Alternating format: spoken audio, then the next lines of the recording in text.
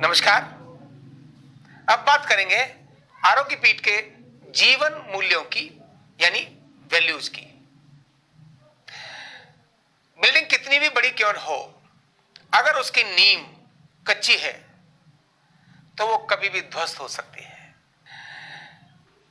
अगर नींव मजबूत है तो बिल्डिंग को कितना भी ऊंचा लेके चले जाओ, वह बिल्डिंग कल्याण का कारण बनेगी।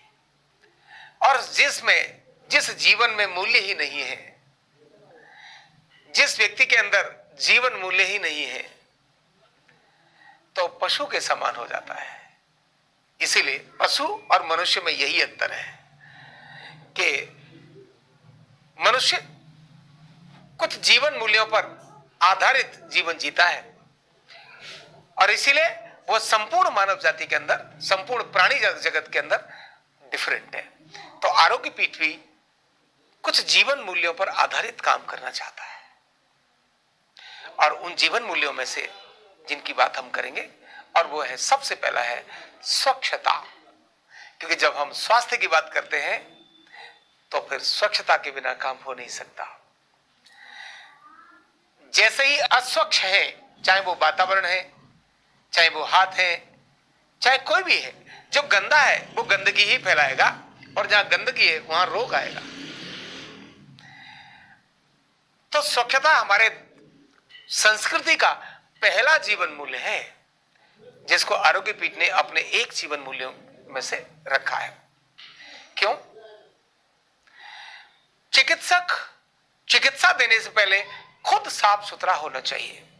उसके नेल कटे हुए हैं, उसके बाल सेट हैं, उसकी शेप बनी हुई है, उसका ड्रेस एकदम साफ सुथरा है, उसके पैर एकदम साफ सुथरे हैं, उसका मुंह एकदम साफ सुथरा है, नया धोया है, और इस प्रकार खुद की स्वच्छता। इसी तरह से जहां हमारा चिकित्सा केंद्र है, जहां हमारा आरोग्य केंद्र है, वो आरोग्य केंद्र भी एकदम साफ सुथरा, नीट एंड क्लीन होना चाहिए। जहां ट्रीटमेंट हो रहा है वो ट्रीटमेंट का सेट, उसकी चादर, उसका तकिया, उसका स्टैंड, उसकी कुर्सी, उसका हर चीज एकदम साफ सुथरी ये होनी चाहिए। जब हम कहीं साफ सुथरी जगह जाते हैं तो हमको लगता है वाह बहुत अच्छा है, और थोड़ा भी गंदा लगता है तो ऐसे मन जाता है, तो मन के अंदर अच्छे विचार नहीं आते। इसीलिए स्वच्छता का संबंध सीधा सीधा मानसिक आनंद के साथ भी है और शारीरिक आरोग्य के साथ भी है। इसीलिए स्वच्छता यह पवित्रता की पहली कड़ी है। पवित्र होने के लिए स्वच्छ होना जरूरी है। गंदी चीज पवित्र होगी ऐसा नहीं है। पवित्र है तो स्वच्छ होगी ही। तो पवित्रता की तरफ अगर अपने जीवन को लेकर जाना है तो स्वच्छता लानी ही पड़ेगी। और स्वच्छता दिखने वाला व्यवहार है, करने वाला आचरण है, आनंद का कारण बनता है। तो सबसे पहला हो गया स्वच्छता। इसके बाद दूसरा है मंगल कामना। किसी भी चिकित्सक को, क्योंकि रोगी का उसको इलाज करना है, तो उसके मंगल की कामना सोचे।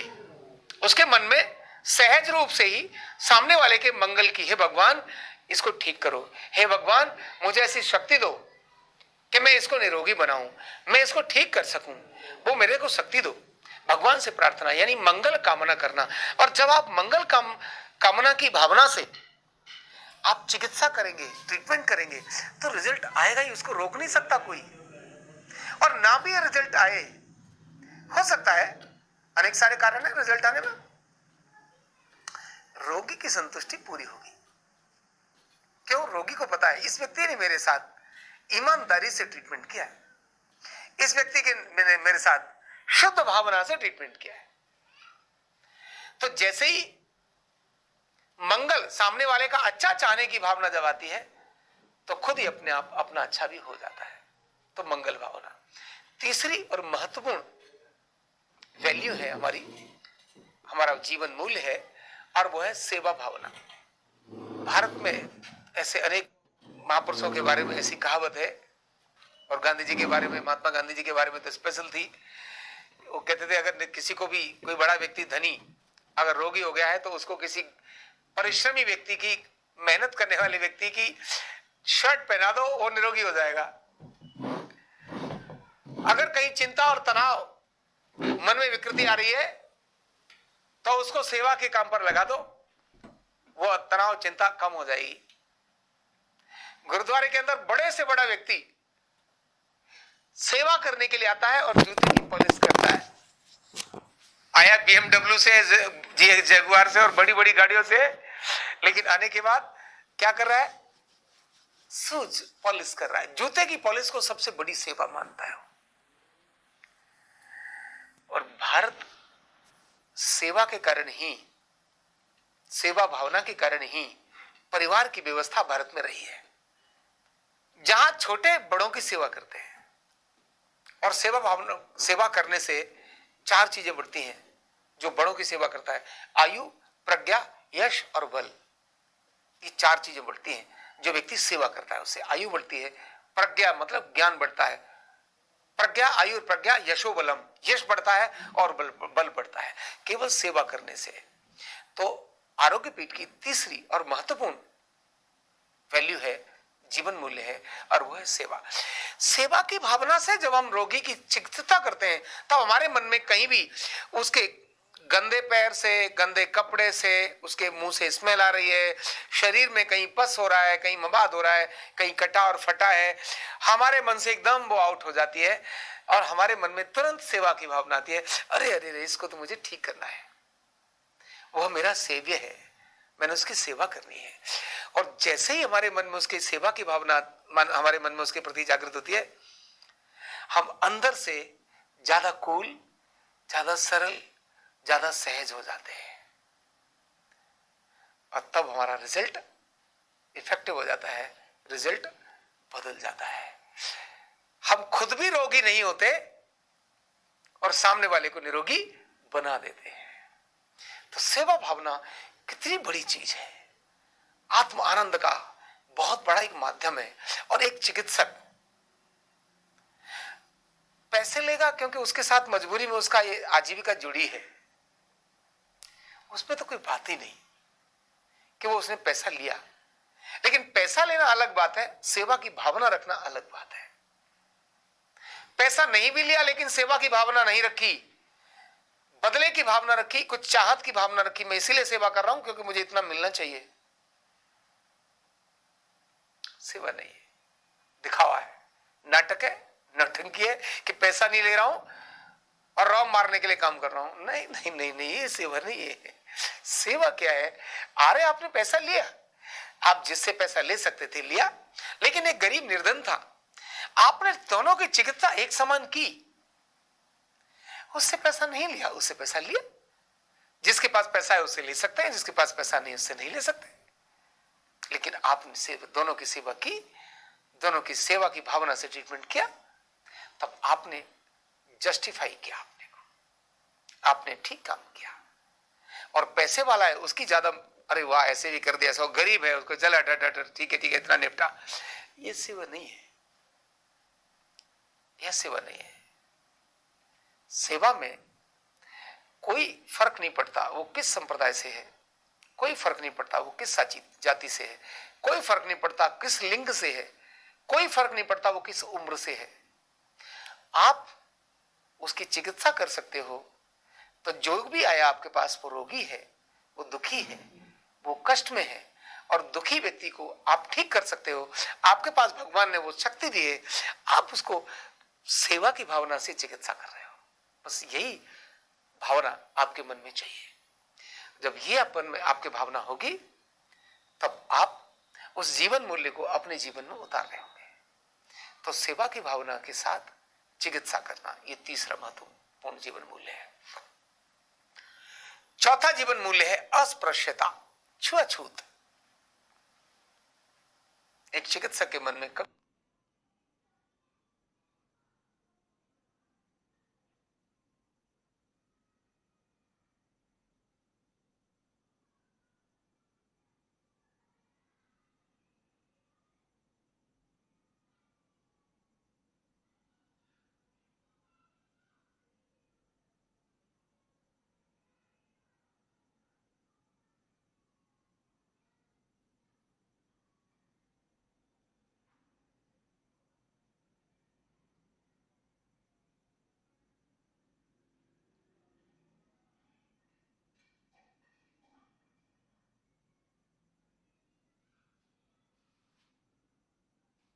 कभी भी छुआछूत नहीं आना चाहिए।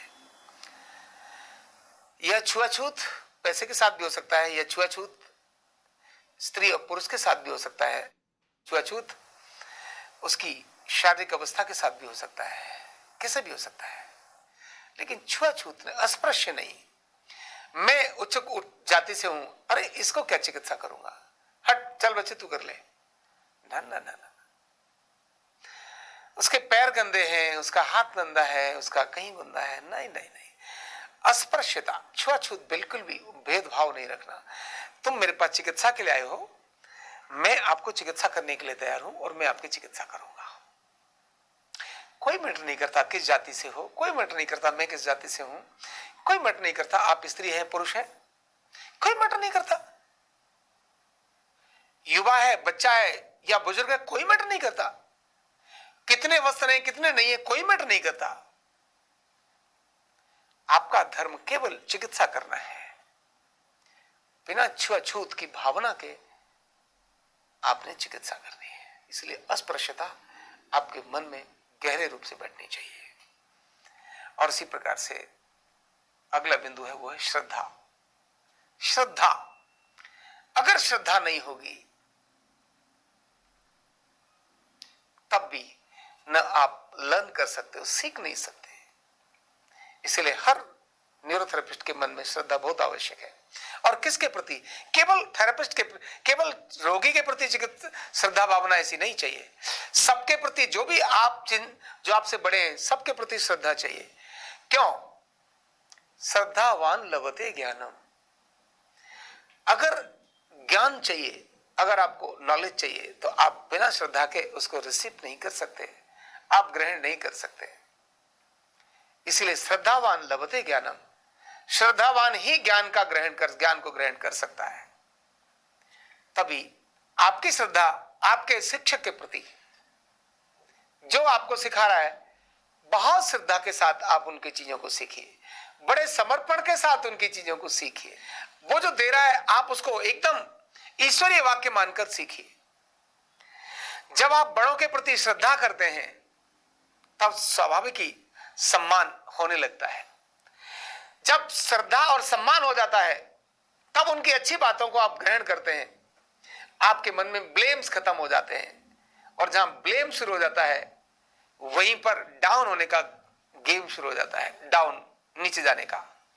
ब्लेम खत्म हो जाते हैं तब आप अंदर रिलैक्स रहते हैं। ब्लेम अगर है तो तनाव है, और ब्लेम नहीं है, श्रद्धा है, समर्पण है, तो तनाव नहीं है। आप हल्के हो जाते हैं जब आप श्रद्धा से हो जाते हैं, आप झुक जाते हैं, तब आप बड़े हो जाते हैं। तो जो भी झुकेगा वो बड़ा होगा, और जो बड़ा होता है वो ऑटोमेटिकली झुक जाता है। फलदार वृक्ष झुकता है। तो जिसको भी फलदार बनना है, झुकने का अभ्यास सीखना होगा। और झुकने का मतलब है श्रद्धा, श्रद्धा का मतलब है समर्पण। और जहां श्रद्धा और समर्पण आते हैं वहां विनम्रता अपने आप आ जाती है। ये अगली वैल्यू है विनम्रता। विनम्र, एक थेरेपिस्ट को, एक चिकित्सक को विनम्र होना ही चाहिए। क्यों विनम्र होना चाहिए? क्योंकि उसके पास आने वाला रोगी वो किसी भी उम्र का हो सकता है, किसी भी मानसिक अवस्था का भी हो सकता है। हो सकता है वो विक्षिप्त हो सकता है बड़ा ईगोस्टिक हो।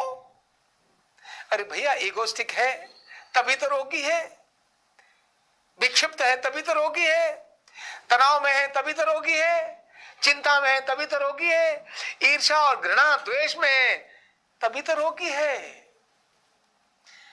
अगर उसके पास भी विनम्रता होती तो रोगों का परसेंटेज कम हो जाता। तो जो आपके पास आया है वो तो रोगी है, आपको विनम्र होना ही है। आपकी विनम्रता 50% उसके रोग को कम कर देती है। और अगर उसने दिया जवाब, क्या है ये, कोई तरीका है बातचीत करने का, मेरा कार्ड भी नहीं निकाला, और आपने कहा बाबा जी अभी तो आया है, बैठ जा, ट्रीटमेंट कराने आया है, इलाज करा ले, यहां मैं नहीं तेरे घर गया, तू मेरे घर आया। हो गया काम। एक ने निकाला बाढ़, दूसरे ने निकाला बाढ़, दोनों ने एक दूसरे को मारा। वो तो रोगी था, ये भी रोगी हो गया है। खुद तो अपना पता नहीं दिमाग खराब हो गया उसका, खुद तो बीमार हो गया है, और मेरे लिए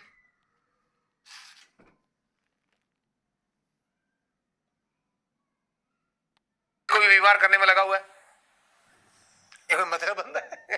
तो इसीलिए विनम्रता कितनी बढ़िया आवश्यकता है। तो इसीलिए ये जो जीवन मूल्य है, इन जीवन मूल्यों को जीकर आप एक श्रेष्ठ और उच्च स्तर के चिकित्सक बन सकते हैं।